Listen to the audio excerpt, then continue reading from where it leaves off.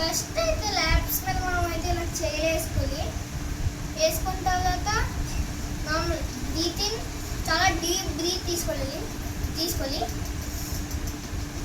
తీసుకున్నప్పుడు మనం నార్మల్గా వదలకుండా బ్రీత్ తీసుకుంటూ ముక్కుతో నోస్తో కాకుండా మౌత్ తోటి బ్రీత్ వచ్చేయండి అంటే ఎక్సెల్ చేయండి.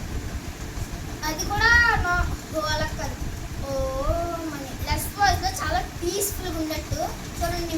మీకైతే ఇప్పుడు డెమో చూపుతాను.